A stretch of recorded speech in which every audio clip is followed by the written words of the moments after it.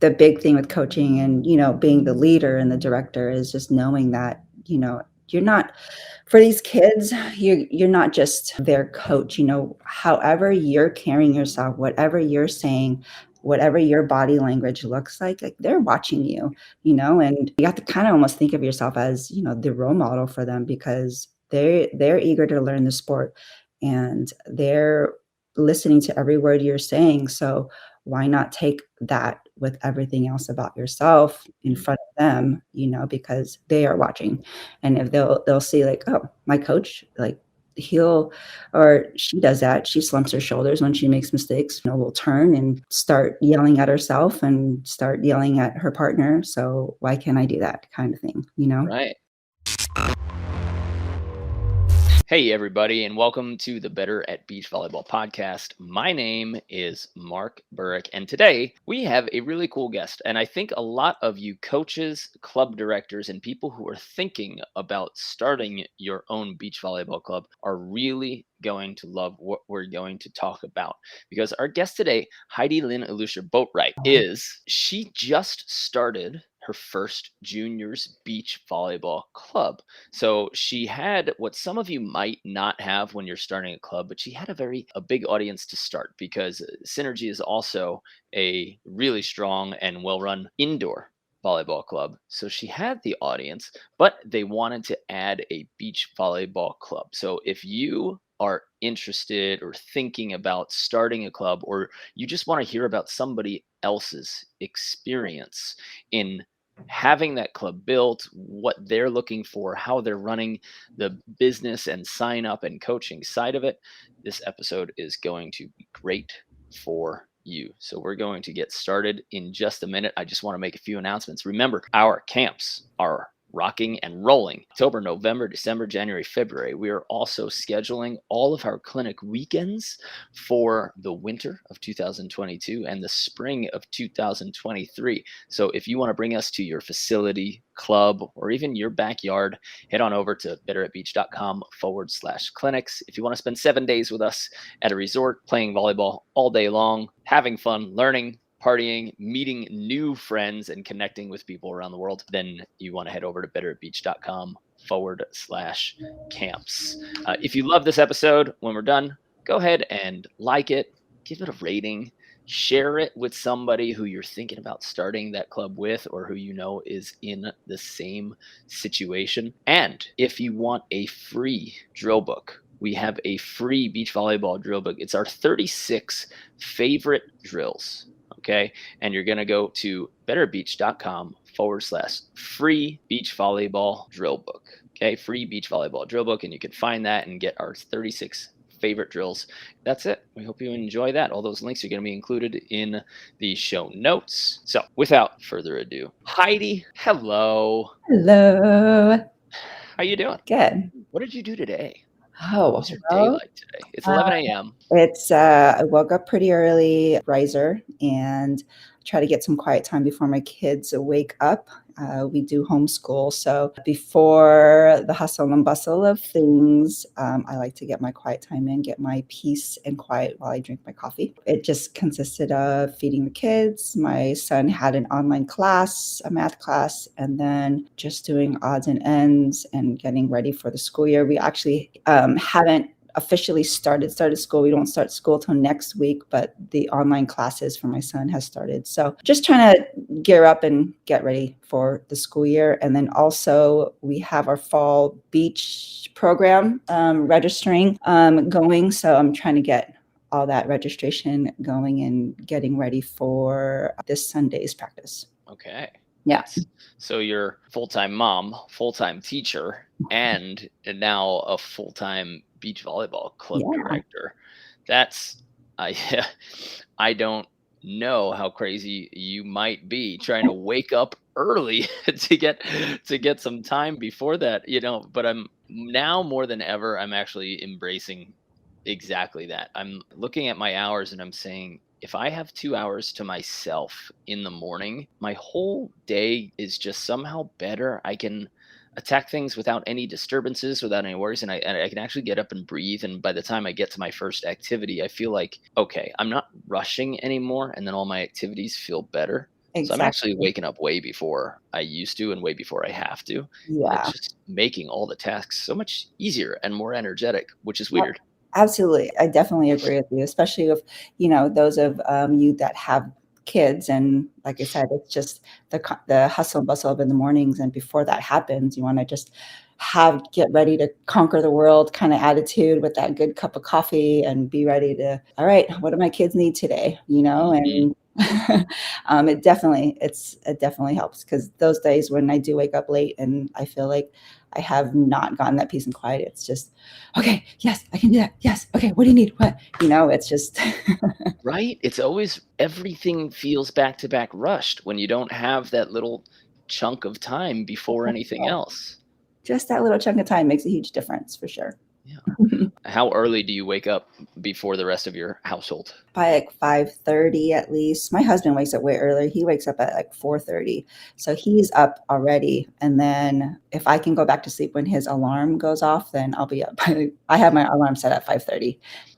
And when do your kids wake up? Like when do your We have a rule. They're usually early risers as well, but we have established a rule where if they are up before 7, they got to stay in their room till 7, read a book or do something, and let mom and dad have their coffee time before they are able to step out of that room.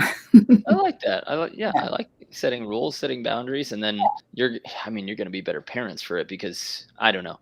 For me, at any time I feel rushed, I feel like I just don't do a good job at whatever I'm doing.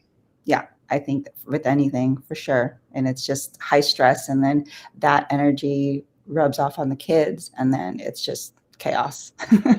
I like your coffee time, and it's funny because maybe right now, so my brother just moved out to Hawaii. He was a Okay. fireman for 20 years in New York City, and him and his wife started a coffee company, a coffee roasting company. So they roast their own coffee in Hawaii, and they have me. I signed up. I pay full price. I'm like, it's my brother. Of course, I'm going to Yeah, of support his course. business. And so he sends me the exact amount of coffee that I need for my month every month. And he makes all different flavors and he roasts it, uses different beans. So he's like, tell me every time, tell me like what you like and what you don't like about the flavor. And he's now going to make for our company a volley brew or like a better at beach brew No way, with, that's awesome. yeah, it's going to have like higher caffeine content Uh-huh. so that for people who like want to fire themselves up before practice Yeah, or before a performance, it's going to be centered around that, and it's going to have a little bit of a lighter flavor because most people are beachy. yeah. So kind of excited about that. And if anybody wants fantastic coffee, it doesn't support me, but it supports my brother, and he's a great guy. He's a hero. He was at 9/11. He's a firefighter. It's a great company, and he'll treat you right. So if you want to check it out and get coffee at your doorstep, go to traditioncoffeeroasters.com. What island are they on? They're on Oahu. They're I think in Kailua. Yeah. Nice. Awesome. They loved that move. They're I bet. so happy I'm out from there. New York to Hawaii. It's just it's a big, just a lifestyle, right? Lifestyle change. Yeah. You legitimately feel like you're in Jurassic Park, like just driving on the Hawaii or on the highway. You're just like, what the heck Yeah. is going on? I mean, that's where they filmed it. So Yeah.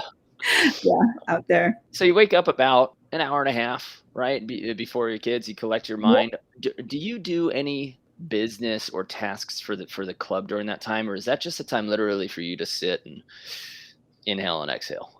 No, both inhale and exhale. And if there are emails and, like you said, tasks or things I need to get done for the business, yes, those are usually the times that I will tackle them. But then obviously throughout the day, like I'll get replies or things like that from the people who aren't up yet.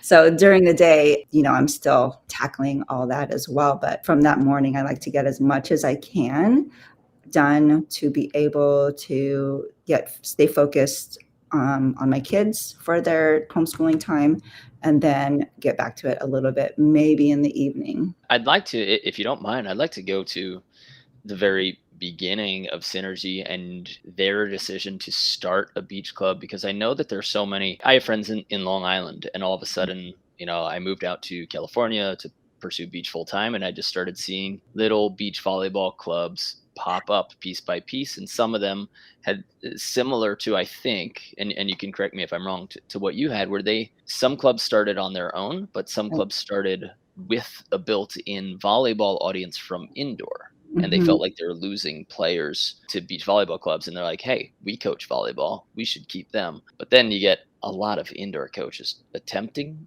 to teach beach Mhm. volleyball.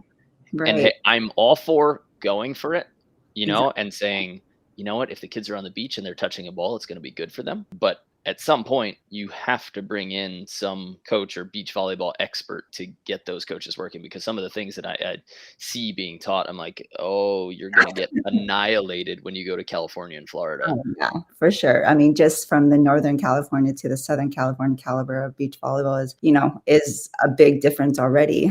Mhm. But yeah, you're right. With Synergy, I did have the audience already, and I was lucky enough there was a big merge. There was Moxie Beach out here who was run by Kevin McCulloch, and Oh, Kevin, yeah, I and got, I got to get him on the podcast. We exactly, battled. and We his wife, battled. That's yeah, awesome. And Allie, yep.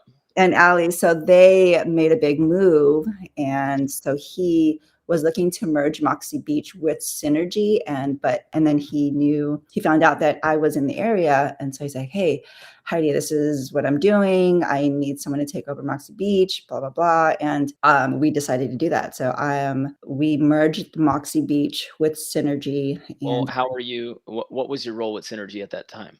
I was not in any role with Synergy at all.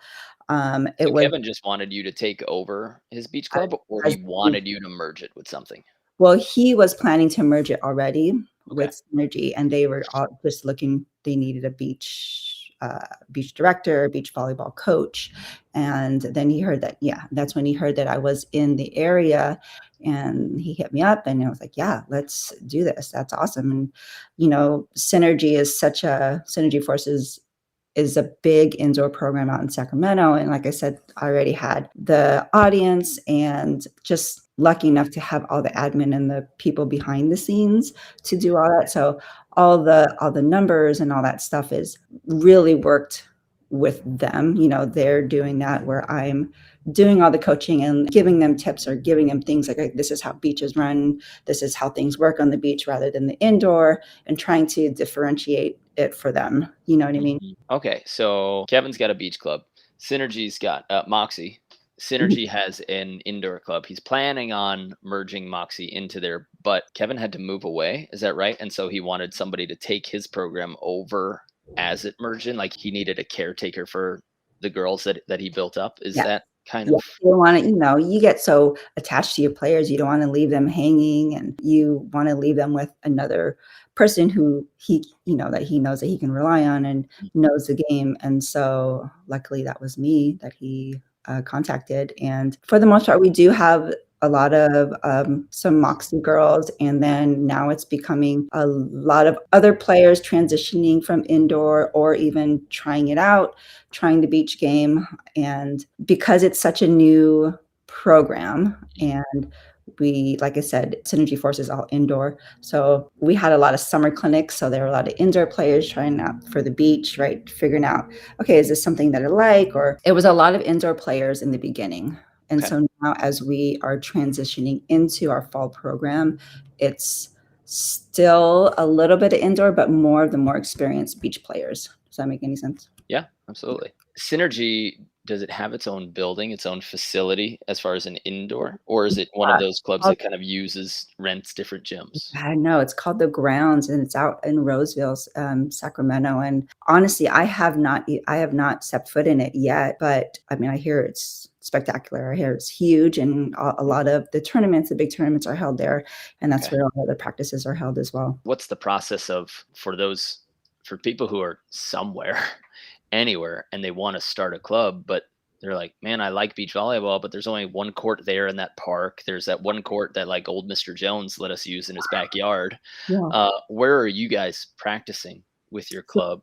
for the summer, we were over at Sierra College, Okay. who they have 4 courts, and they have a beach volleyball program as well.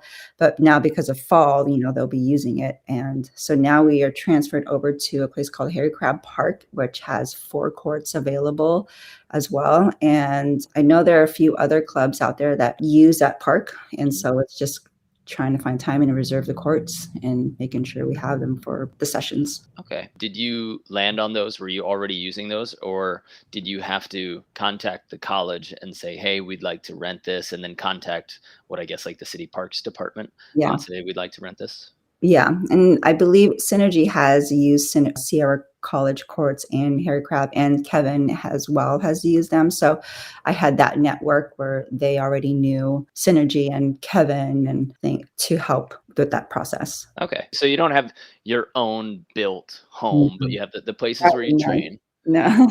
right? Yeah, Yeah, that would that would be great, right? be really nice. But then I don't know. I think the finances end up going heavily towards, you can choose to be a juniors club, but when you go for like adult fours and sixes leagues, there's a lot of opportunity there. I And agree. uh, So many. There's so many. I mean, I see that a lot, especially out in Texas and other states that how they run these beach facilities, beach volleyball court facilities, and all these leagues that they run. I'm like, man, that sounds so fun. so fun in Salt So Lake City, the sandbar there. yeah, I mean, it's every night. There's hundreds of people in their facility, and it's just four sixes, and they even still run twos, which to me, I mean, for beach volleyball, makes sense. right, Please keep doing that. But like financially, you're thinking like, well, I could get 4 or 5 people per right, team, or I could get 6 to 8 people per team. right. So might make more sense there. But these are all lessons and conversations that I have to have because I'm planning on building my own facility in Chattanooga. So I'm looking forward Ooh, that. Yeah, they don't have a facility there. They have like a hungry outdoor crowd. So I've seen a lot of beach volleyball facilities around the world. I've seen the ones that are really successful. I see the ones that struggle, and I know the differences. I'm looking forward to starting that next chapter. that's amazing. Isn't Chattanooga the school out there? Do they not have a facility out there? They They do. do. It's Okay. cool. But no, Yeah. I'm all about this is gonna Yeah, sound yeah, I'm all about control. Uh, so yeah, I'm started my own company because I'm not very good at answering to too many people. Ugh. That's why most people do it, right? Yeah. With their own company. That's awesome. Well, that's Um, exciting. all right. So if you were to start that from scratch, then I guess you would. What do you have to do? You have to look up the Parks Department permitting section and then say, "Hey, this is what we're doing," and then they need insurance, right? They need to know that you're a business. Yeah, you know Something. your business, they gotta go through all the insurance and then just liabilities and all that stuff, waivers Mhm. for parents and players and all that stuff, yeah. Same with the college and I guess anywhere that's not yours, right? Yeah, it's funny because I think a lot of people who are considering starting a club, considering even a beach volleyball or indoor, they're probably thinking, "Well, I don't have courts," right? That's gotta go through so many people's minds, and I've seen really successful clubs in Oslo, like Oslo Volley in Mhm. Norway. This is a pro team that I played for, so we had like our big gym. It was rented from a giant school, and then all of the like adult rec and juniors clubs, we were renting from churches, schools, calling everybody, and it was all different. It's not easy because you're always practicing like you're practicing downtown on Tuesday and you're practicing like north of the city on Thursday. But hey, if you can find a place to rent, then there you go. You get to do what you want to do. And then if you build it up and you find that it's successful, all right, now let's get proof of concept. And then if you want to get your own facility, go ahead. Exactly, yeah. I guess that's the challenge, right, is finding that consistent, court rental and or even the rental fees that will work for your budget that you're trying to do, right? Because sometimes, depending on the court rental fees, it can go up and down on how many players you're gonna have or what you're charging and all that. Okay, so you have an indoor club, and now the powerful indoor club is starting a beach club or taking over a beach club. How much friction is there? Because I bet there are indoor coaches that love beach, and they're like, "Yes, I coach indoor, but oh my god, if I could just coach, like, start the beach volleyball program." But how do I approach the director? How do I approach the owner and say that I want to take a bunch of the girls from indoor, and maybe they get too interested in beach and they lose interest in indoor. What does that process go like? How are you getting along with, I guess I'll say, the indoor side of the club? Well, well, that's a funny question. I feel like I am in good, standings with them so far, just because it is still brand new, Okay. right? And the players that I do have are still playing indoor. I don't have fully committed just beach players yet. Okay, so you Uh, haven't stolen any I have not. like full out yet. No, not yet. But I do have players who, have expressed that I'm not playing indoor or I want to go beach full time. And so it'll come, I'm sure it'll come. And it's just, I mean, I would think as a coach, it would suck to lose like a really good player, on your team. But at the same time, as a coach, you got to feel, okay, I got to do what they think is best for them. If that makes them happy, then go for it. I think as long as the coach is just, looking out for the players and making sure the players are making the right decision for themselves and are genuinely happy for what the players are doing, then it shouldn't cause too much friction. Yeah, it's So hard. that's a tough question because you can care for an athlete or a young person in a couple different ways, right? You can care for them in saying, "Hey, they have a real shot in X sport and they're progressing this way." Right. And then they express for a little bit, maybe quickly, maybe all at once or maybe gradually that they're falling in love with another sport. And then you can support them in two ways. One of them is supporting them and saying like, "Hey, I think I know what's best for you. Like I can see it objectively. Here it is. Right. You want to stick with indoor. Trust me, you got a real shot here and beach is brand new and there's a Yeah. lot of competition coming about." Or you can support them in what they like, what they're enjoying, what in that moment is going to make them happier. But you have to know as a parent that sometimes that temporary happiness is not really what's best or what they really think it's going to be. Right. It's a hard jump, and in the past, not with this club, but in the past, the older players, they played club for so long and they've put in so much time into club, and parents put in so much money for indoor club, and then come their junior year, they fall in love with beach and they want to stop playing indoor, and as a parent, you're like, wait, what? With all this time and money that we put into indoor club, like what are we going to do and all this, and it is hard. And I think in my experience, seeing the parents and the players, how they communicate is just, okay, well, what opportunities do you have right now for indoor? What opportunities do you have for on the beach? And what opportunities might come up, on the beach if we do pursue this? And is it what you want? Right? As far as say they want to play for a school, is it the schools that you want to play for? Is it beach that you just want to do? And I think it's just a lot of communication and a lot of figuring out for the young, and of course you want to make sure that it's the athlete's choice, right? And it's their choice, and it's just because once they choose that, then that's their motivation and they push themselves on the beach or they'll push themselves in the indoor. And of course there's some sway. I mean, I don't know how people are going to react to this mindset, but you can guide them to a choice that becomes theirs, and that happens every day. Oh, yeah. Where you're saying like it would be nice. I didn't think about what you just said, where you can diagram and say, okay, here's what you want to go to school for, Mhm. right? Like your education, and here are the locations or the schools Mhm. that you think you can get into and you want to go to. So let's start writing down, who's got indoor, who's got beach, at what level, does that match your level? And then say, look, like you want to go to school for engineering and none of those schools have a Yeah, beach program.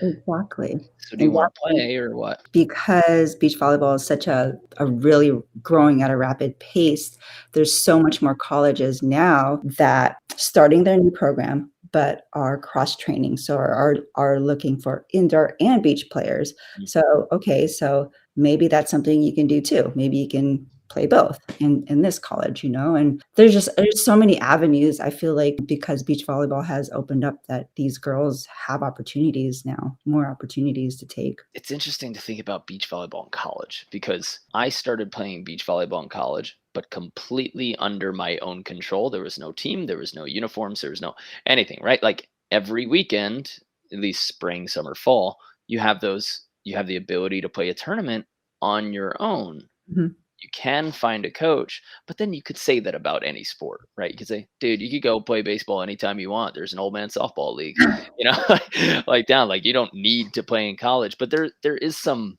I don't know, honor, pride, appreciation that comes with representing your school and being a part of that program. Oh, totally. Totally. Absolutely. Yeah. I played for University of Hawaii indoor. They didn't have a beach program when I played.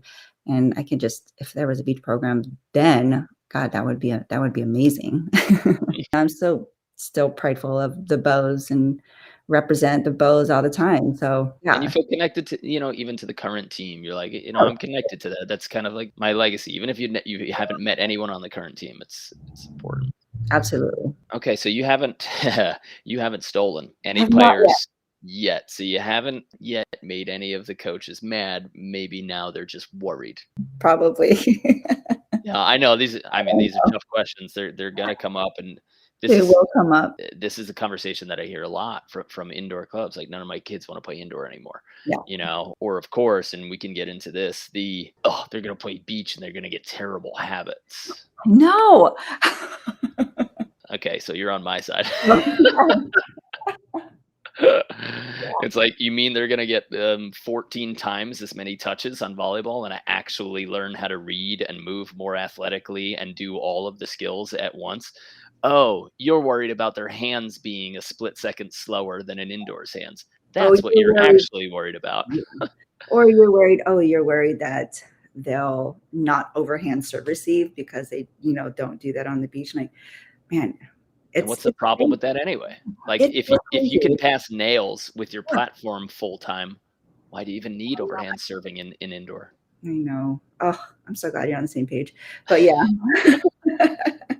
Yeah, it's crazy how some indoor coaches can think like that. But I mean, in every aspect of the game, your court awareness, your ball control, your speed, your jump, and it's just, it's crazy. It will just put you up in a level on that indoor game so much.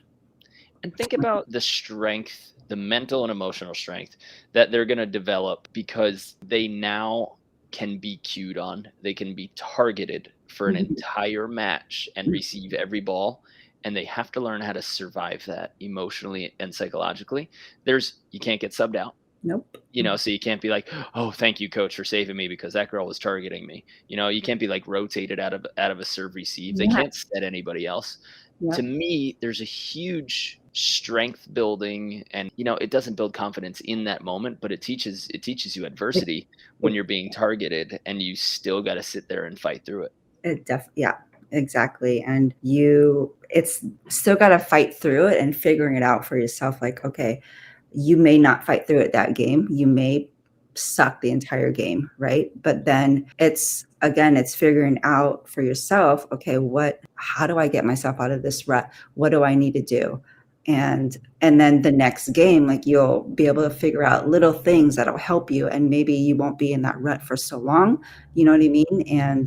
Or you can get yourself out of that rut way quicker than you did before. And it's knowing yourself, being more self-aware, and what you can do for yourself to help you get out of that. And I think it's definitely such a big character building for the players. And I think it's huge. And being advocates for yourself on the court, instead of looking at your coach or something, or, It's interesting because you can parent in a couple of ways. You can coach in a couple of ways, where you're constantly trying to protect. But I don't know. When I'm a parent, I hope I let my kids struggle a lot. I know. I want to see them go through stuff. I want to see them not be able to untie a knot and just sit there and watch, without untying a knot for them. Like, hey, you want to play with that? You got to figure it out. Yeah, no, I definitely agree with that. I think that has a lot to do with not just volleyball, like you said, just in life in general. There's kids are going to struggle with a lot of things. And as a parent, it's, you got to find that balance on when you do step in and when you have to step back and let them figure it out. What was the hardest part of your first year running a club director? What were the things that you really want to get rid of, or mistakes that you made, or just was super difficult, but that's going to exist forever? Yeah, I think for this year for our summer clinics, I mean, we had numbers and we had coaches, but we did not have enough beach coaches. You know what I mean? So there were some synergy indoor coaches that wanted to help and learn the beach volleyball game and help coach. And I did not give enough time to those coaches and instructing and making sure that they're using the same lingo or the same just the same techniques that are taught on the beach versus indoor, because there were just different conflicts on things that they were saying, or where I would have to step in and kind of steer it the other way. And I think if I had indoor coaches come again, then I would do just a day with them or two on clinics, like a coaching clinic with them, for sure. We spend a lot of time with coaches, because seen a lot of clubs, seen a lot of the way people operate, coached in a lot of clubs and teams. And I 100% know that a major difference in successful clubs and not so successful clubs is the fact that they actually have one person whose job it is to create the curriculum and ensure that people are sticking to that. Yeah. Because some of the clubs that I see just kind of flounder along. One year they'll be successful, one year they're not. Right. Is all of the coaches have completely different practice plans, are given completely different keys year to year. Their kids learn a big chunk from one coach, and then the next year they go to a different coach in the same club, and they're learning a completely different set of words, vocabulary, everything. So there's no actual progressive step-by-step learning. If you learn something, then you learn something new, and you have to become accustomed to that. What we do at Better Beach is we say, hey, here's what you do for the first 25 minutes of your practice. It's laid out. It's from handshakes and high fives to first names, to pairing a new player with an experienced player, turning on the radio. We have a very specific playlist. We have a process that says this is what we're doing, and then we give them the practice plans. Within those practice plans, making sure that they know the specific words and terms, because then they actually have written assessments on them, right? So I say, hey, coach, if a player is with you for 2 months and they're in the classes and they can't pass our level 3 assessment, that's on you. That's not on them, because it means you're not repeating this stuff enough. But that was a big friction point in the beginning, because you're taking people who already have experience coaching and playing, and they have their own vocabulary. To me, as the boss, as the director, and you can riff on this for a while. As the director, it's your job to make sure that everybody's on your page or the club's page, not doing their own thing and going rogue. Exactly. Yeah. No, I definitely agree with that. I think, I had the practice plans and things laid out for them. And I think also it's hard to find, someone who's similar with your coaching style as well. You can't, everyone has different ways of, I don't know, I guess coaching and coaching personalities. Yeah. And, I'm huge on making sure the kids that, are gaining confidence. That's my main thing, is make sure that we're not saying or doing things that are making them feel dumb or are making them have any sort of self-doubt, and it's just the constant positive talk, positive reinforcements. And it's give them a positive feedback, and then give that correction, make sure you're giving them, hey, you're doing this really well, but let's see if we can try it this way, and it's just the way you talk to them, how you word things can really get perceived. I mean, it's funny to say that so many people are so self-unaware. You might think that you're coming off as funny when a lot of other people just look at it as snide. Yes, your buddies have laughed at you for the last 20 years, but then everybody new, or even young people are so it's important for somebody. You have to approach this in a nicer way. You have to be either a little bit more joking, way less sarcastic. I think sarcasm, I struggled in having to get rid of that. Being from New York, it was my first language, but as a coach, near impossible. You see the immediate shutdown, and if you're not aware of what somebody looks like after you say something, it doesn't go. If they roll their eyes and they turn. So I agree. It's I think for me, the big thing with coaching and, being the leader and the director is just knowing that, you're not for these kids, you're not just their coach, however you're carrying yourself, whatever you're saying, whatever your body language looks like they're watching you, and you have to kind of almost think of yourself as, the role model for them because they're eager to learn the sport and they're listening to every word you're saying. So why not take that with everything else about yourself in front of them, because they are watching. And if they'll see like, oh, my coach, like he'll or she does that. She slumps her shoulders when she makes mistakes, will turn and start yelling at herself and start yelling at her partner. So why can't I do that kind of thing, Right. Yeah. Yeah, they're monkey see, monkey do for sure. Yeah. I also think that that's crucial in development. We say the coach is the weather on the court. Like this can be a really rainy, cloudy, cold, crappy day Mhm. because you showed up with, straight lips and you didn't give high fives before the practice. You didn't make sure you knew everybody's first name. You didn't pair up the people who should be paired up, to keep that emotional balance on the court. Mhm. If that coach, and I got that from Gold Medal Squared, like the coach creates the weather in the gym, I like that. Yeah. right? So you have to know when you walk into the gym, your vibe is going to be injected immediately into the girls' vibe. Yep. That will set the tone for sure. It will Yeah. definitely set the tone for that practice. Yeah. Yeah. Yep. I used to get so mad at some of my players because I was like, why aren't they succeeding at this? I do an overcomplicated drill that was way beyond their comprehension in terms of rotations and failure. And I set like 100 in a row, like litmus test. And I was like, you're not getting it. Instead of, I picked the wrong drill. Yeah. I picked the wrong goal. I picked the wrong drill. And now like I've set them up to fail. So I've set them up to be frustrated. And then I get frustrated because they're not succeeding. And then they're frustrated and they're not succeeding because they're frustrated. And that's a bad circle. We coach our coaches a lot to say, hey, when things aren't going right, Change it up. rotations aren't going right, you say, timeout, not you guys aren't getting this. Yeah. Oof, forget that. That is our coaches get like 2 chances to say that, and then if we hear about it, it becomes a serious talk. But it's not you guys aren't getting this. You're just not getting it because then you give failure to everybody. It's timeout. I'd rather do something else. Everybody take water. Hey, I found something I'd rather work on. Exactly. And then you could flip it instead of saying you're not getting it. Now everybody feels like a jerk on the court, and they're yelled at. And now you've quote unquote dumbed down a drill for them. And they know that Mhm. instead of, hey, oh, you know what? Sorry, guys, I'd rather do this. Mhm. And like, okay, coach is being crazy and flip floppy again. But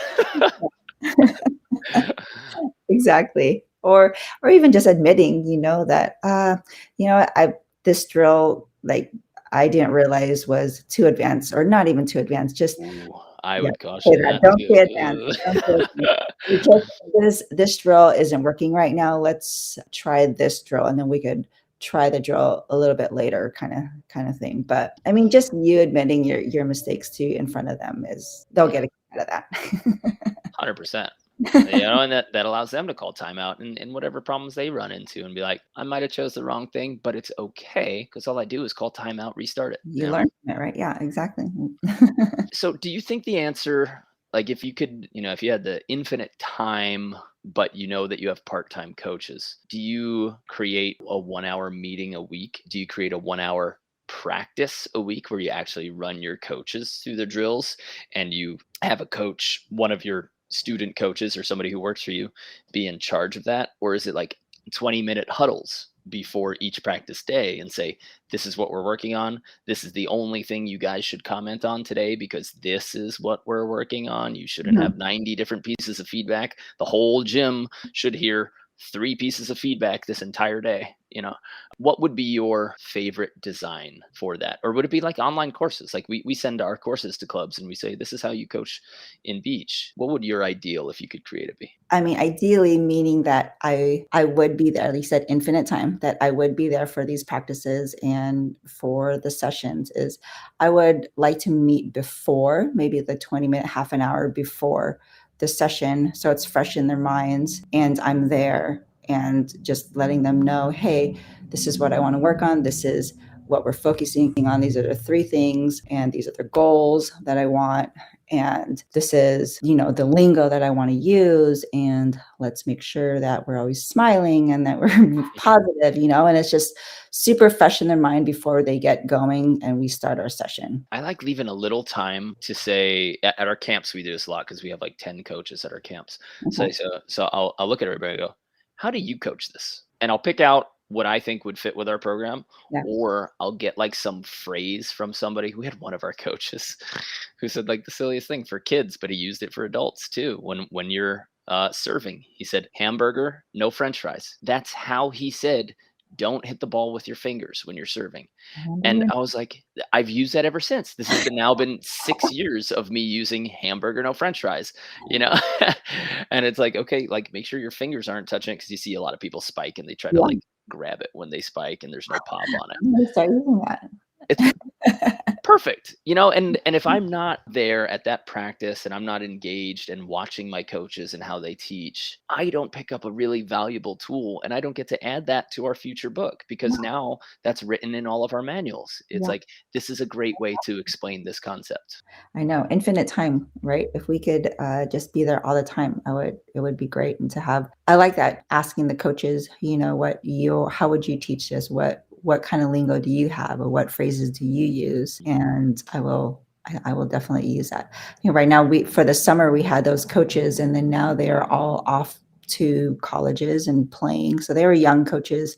And so now for this fall program, it is just me running the program. So, and I mean, we're always looking for coaches. So anyone in the Sacramento area. And in the Sacramento area, and if you're moving there and you want to coach the beach, beach, hit me up. I like it.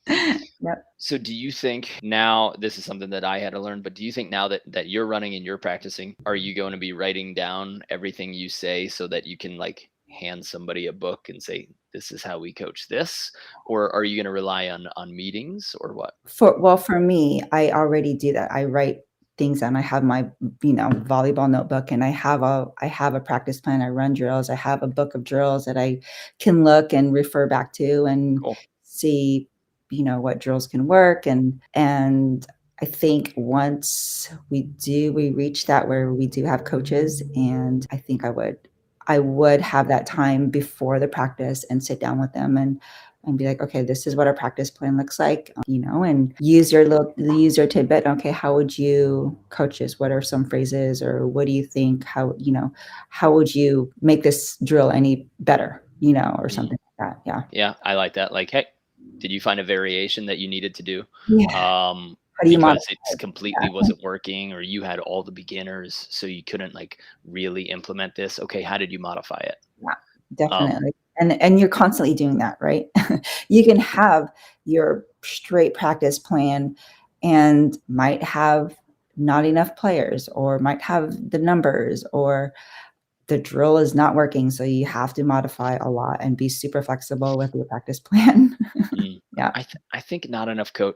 I've heard this from a number of people, and I used to think that I was that person too, until I made myself start writing everything down. I used to think I can't replicate myself. Right. Like the way that I coach, even though people enjoy it, we're experiencing a lot of success and like reviews because we're doing adult classes and private lessons, right? So our reviews are off the charts, but I can't explain to somebody how to take a drill that I had designed for intermediate players and then modify it when instead of 10, now I've got 7 players, 2 beginners who have never played, 1 intermediate, and 3 open players, and how I was able to challenge them all on the same court appropriately, right? Like there's no way. I just figured it out. It's organic. It's something that you need to do on your own. And no, that can't be. I have to figure out a way to show how somebody can do it, because if I'm going to be a true leader or a mentor, right, I have to be able to explain this. Yeah.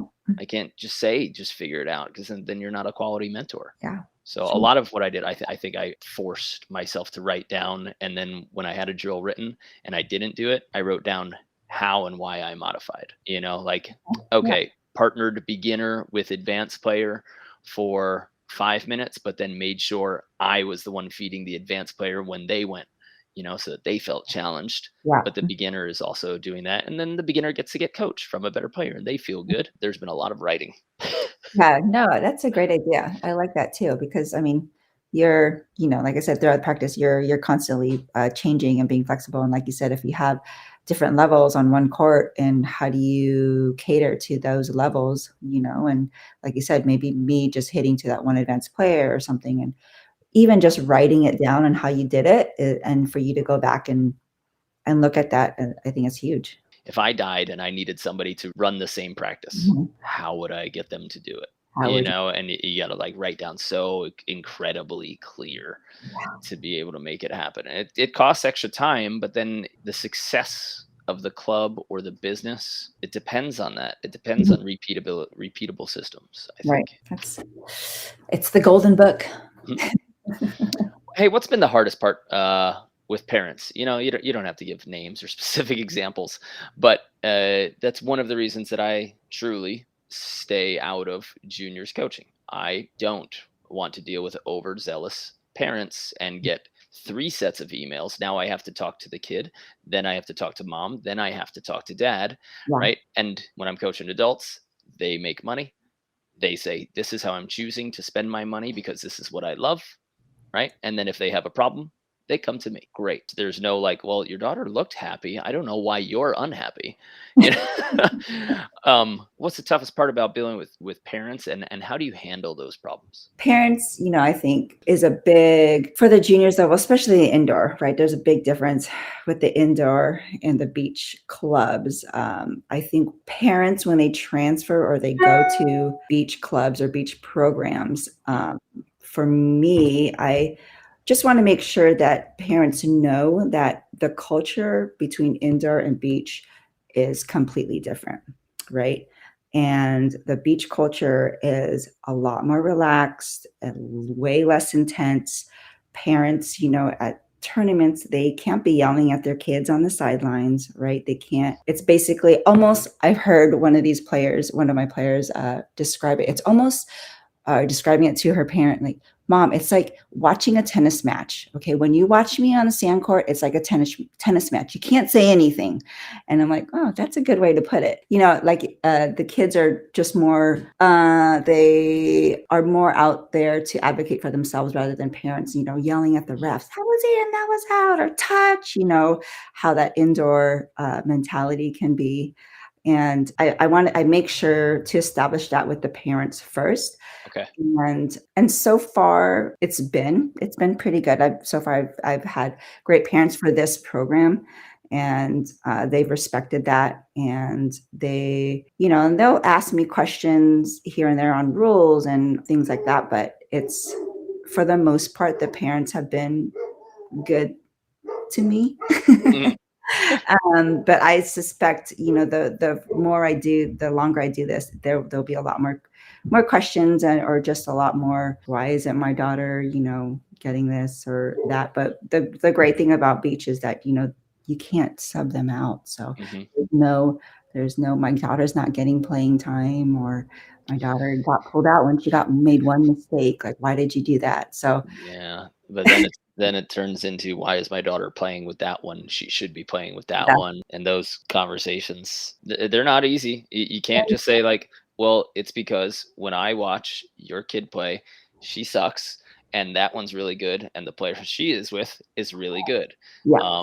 She needs to show me that she's winning, that she has stats, that she has energy, that she makes the person next to her better, and that's when I'll do. And it's, if you could like write down all those things, like You can, right? I these are what I take into account when I select partners. Yeah, and you almost have to. I mean, so far I've had parents ask me, they want to play with their friends. Can they just play with their friends these tournaments? And the program that we're running for the fall is that I have a set group of girls, and I will put them in teams, and we have 3 set tournaments that we will play throughout the program, and I will select the teams for them, who to, the Okay. girl partner that they will So play. you have 100% control over who your kids play with, how Yes, they partner. Okay, yes, go ahead. yes, and and I already have the questions from the parents. Well, she wants to play with her friends. Is she going to be able to play with her friend? And is she going to be able to play with her? She vibes really well with them. And, and I've answered, it's great. Possibly they can play together. I have to see how they look at practice, if they gel well together, how their chemistry is, how they complement each other. Maybe there might be another player on the team that will complement better, and it's also, we want to make sure that she is able to play with multiple partners and not just one person, because that's going to be huge. So far, that's the questions I've come up with, and I know it's going to come. A lot more will come. I forget which one. I forget if it was Dane, Brock, one of the big coaches that we had on the podcast. He said, the problem is we get to see these juniors who have played literally with the same player for her entire 4 years of high school. And we take notes on that. We say, you know what? We've only seen her play with this person. We have no idea how she's going to act with another player. So coaches, even though, like maybe you're winning and you're performing well, they actually want to see you play well with like their clips or their videos. They want to see you play with different players, because that's what a college program is. Mm-hmm. Now you've got 12 to 18 players that they have to mix you in somewhere. And if you've only learned to deal with one single personality for your entire volleyball career, you are not available for the next person. Yeah, exactly.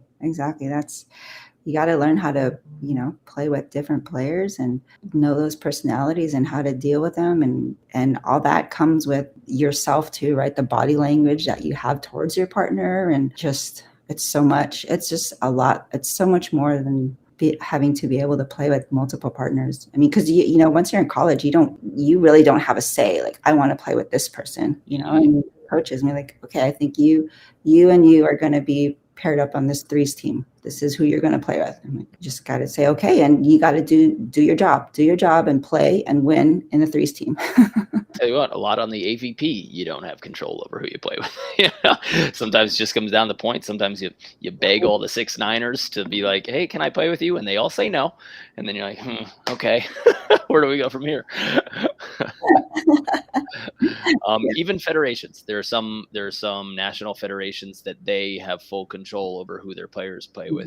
USA still lets us do our thing, and you sign up with who you sign up with. Right. But there are even national federations that say, like, no, I don't care. You're playing with them, and that's the end of the conversation. Yeah, that's true. That's very true. I got lucky. I played for the Philippines, and I played with a partner who played on the AVP as well, and we got along great. And that was a big plus.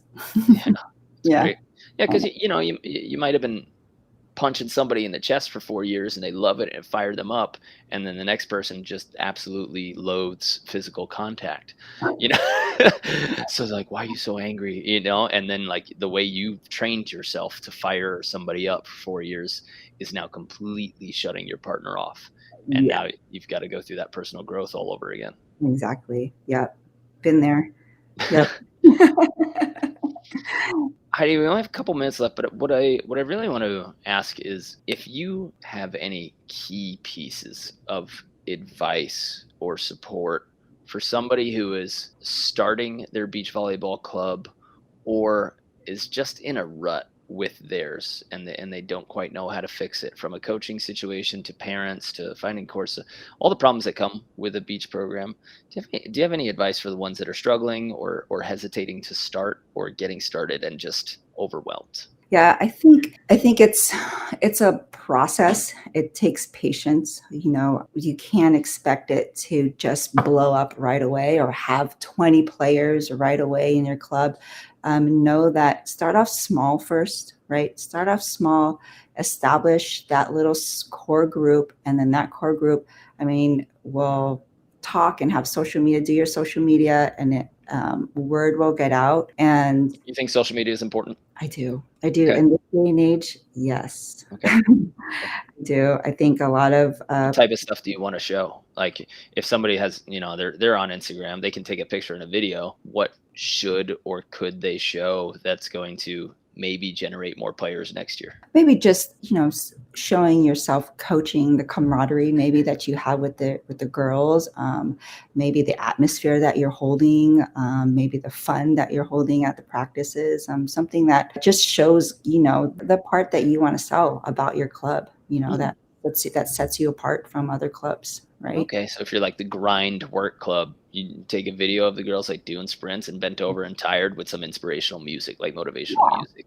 yeah. If you're the friendly environment, you show some of the fun like Princess Hunter Bear games before Mhm. because Exactly. that's a bit right. You're gonna attract the people that you're showing that environment. You're gonna attract the people Mhm. who want to be in that environment. For Exactly. me, when my volleyball coach in high school was playing music in the gym, Yeah. no other sports coach had music anywhere. And I was like, that's cool, like to practice with my beats on, like, let's go.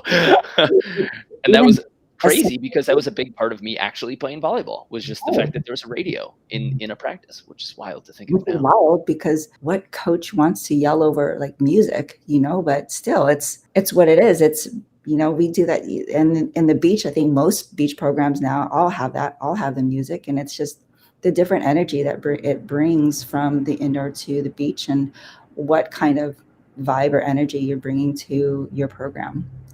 I'll add on to that little social media from the business stuff that I've learned. Always somehow invite somebody to contact you. If you want to join the club, if you have questions about our trainings, if Mhm. you want to, come and see a practice, DM me. Click this link where it'll, schedule an appointment. Something that yes, it shows, but people in social media, they don't understand this enough. You have to invite somebody to talk to you, almost like grab their hand and say, Hmm. here is your phone and Yeah. here is how you dial the phone to get my number, Yeah. um, but those calls that say, we're looking for more players, we need 8 more girls, Yeah. right? Yeah. Like, oh, you know what, maybe we'll try it out. I think that call to action becomes important, especially on the social media stuff. So show the things that you want to show. I absolutely love that. Right, show the Mhm. parts of you that you want to show, and the Yeah. people that you want to attract will be attracted to that. And then from my side, I'm going to say somewhere on that post or in the caption and on your profile, always say DM us, message us, call us for X. Yeah, I like that. And then make it super user friendly where they can just click and then they're there. You know what I mean? And not a lot of navigating through things, I Yeah. think helps. Right. Even if it's like a link that the page takes you to just a page that Yes. says call or text us, and there's no buttons or anything. Buttons. It's Yeah. just like the big phone number that says call or text me. My Yeah. name's Heidi. I'll be happy to hear from you. Yeah. I think that's huge. Yeah, for Awesome. sure. This is awesome. Well, Heidi, thank you so much. Thanks for sharing your experience with all of us and everybody. And it's cool to see that you're, I mean, full-time teacher, full-time mom, and full-time club director. That's nuts. I think we're of the same heart. You sound like a workhorse. Well, it's good work. It's it's fun for me, and we coach because we love it. So, right. Yeah, Right. absolutely. Yep. Yeah. All right, Heidi. Mark, thanks for Great having talk. How does somebody get in touch with you? If they're in the Sacramento area, they want to coach, maybe they want to come run a clinic for your club. Nudge, nudge, Better Beach. me. How would they get in touch with you? Well, through social media, we have our social media page, which is Synergy Beach.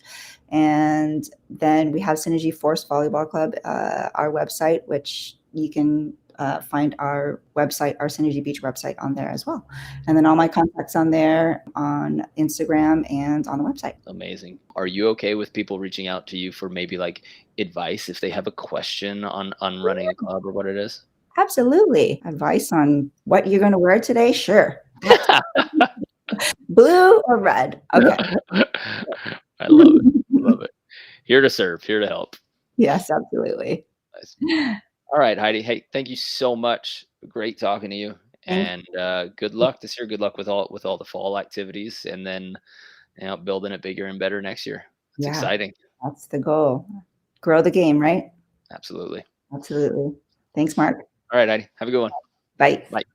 Man, that was cool. interview. We don't get a lot of club directors that we get to really talk with about how they're building, the problems that they're experiencing, and the way that we're taking our company is we want to be able to help directors and coaches design the training program and the protocols for their coaches and their teams. We have a very thick process where we have our practice plans completely written out. We have our modifications all written out. If you guys are interested in looking at all of our practice plans, it's not all of them, but we have 53 full beach volleyball practice plans, and 20 of them are equipped with videos. So you can actually see the drill and then do it. You can bring your phone to the gym, watch a beach volleyball drill, and then say, okay, guys, this is what we're doing. Line it up like this. If you want to download that, it's betteratbeach.com/practice plans. If you want to check out our practice plans, be happy to do that for you. But we're really looking to work with some beach volleyball clubs. We'd love to share what we've learned over a lifetime of coaching and creating businesses and creating clubs and a healthy staff of coaches.